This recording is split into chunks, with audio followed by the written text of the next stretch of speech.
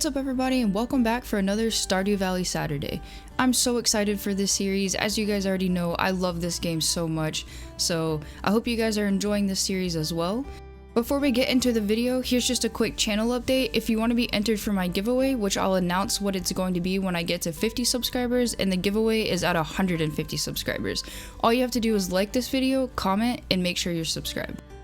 Just as a reminder, this is Stardew Valley Saturday, which will be uploaded every Saturday, so you can expect one of these same videos every Saturday until the series ends, and I have no plan for an end at this time.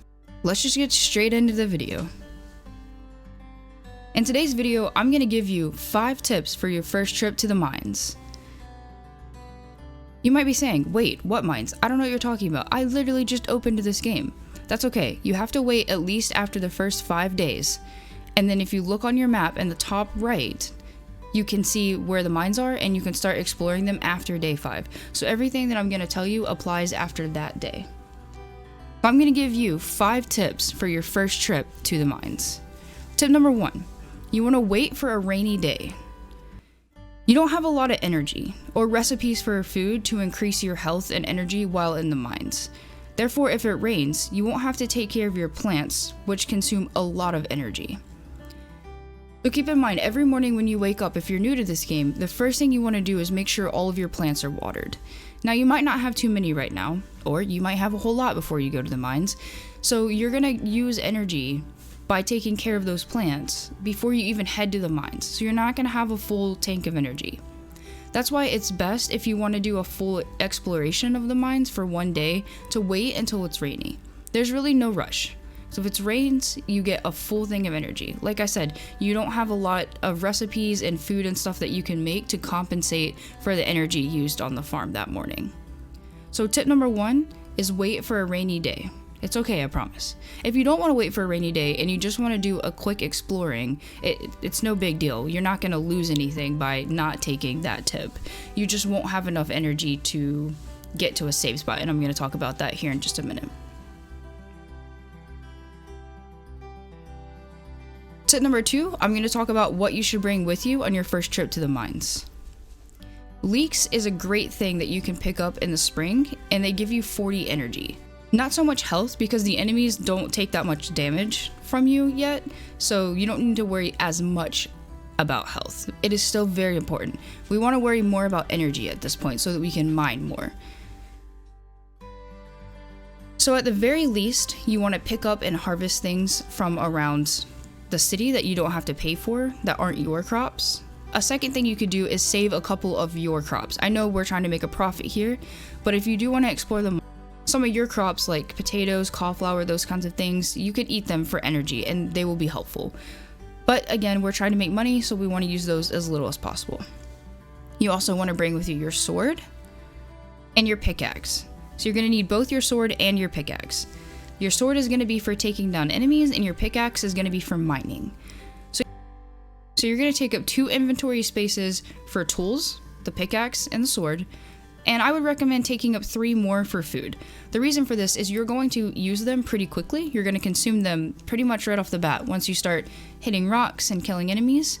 So those will go away and can be replenished by the things that you pick up in the mine. Tip number 3. You want to take the first ladder you see. Now, this really depends. If your goal is to get to level 5, which is going to be your first journal entry, then yeah, you want to take the first ladder you see. The reason for this is it's random. So the ladder drops are completely random. So as soon as you see one, you want to take one. If you don't make it to a 5 increment, so if you don't make it to level 5, when you go back to the mines, you'll start back at level 0. And it goes the same way throughout all of the mines. So if you quit the mines on level 7, it'll take you back to level 5 until you get to level 10. So our goal is to get to level 5 so that we can save as fast as possible. Save our progress in the mines. That's going to take more energy than you think.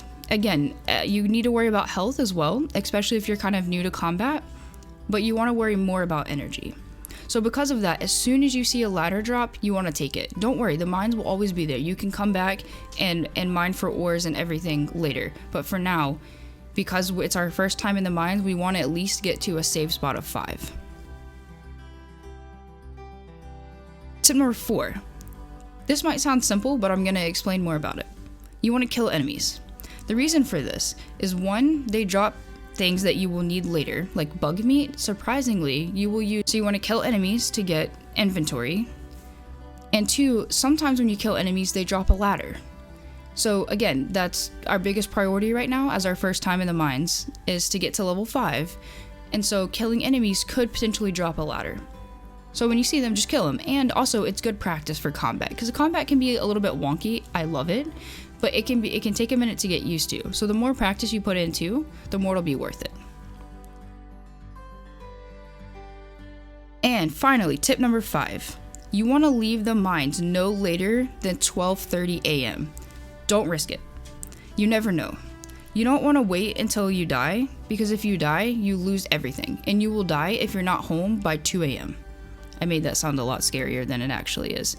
And you don't actually lose everything, but you do lose some inventory. And you don't want to do that. So when it hits 12:30, if you were still in the mines, that's okay. You are not having a lucky day with ladder drops. You want to head back to your farm. That gives you enough time to go straight back, get in bed, and save before the next day, and before 2 a.m. hits. So just keep in mind, no matter where you are, the mines or anything, you want to plan ahead to be home by 2 a.m. When 2 a.m. hits, you die. Alright everybody, that concludes my 5 tips for your first trip in the mines.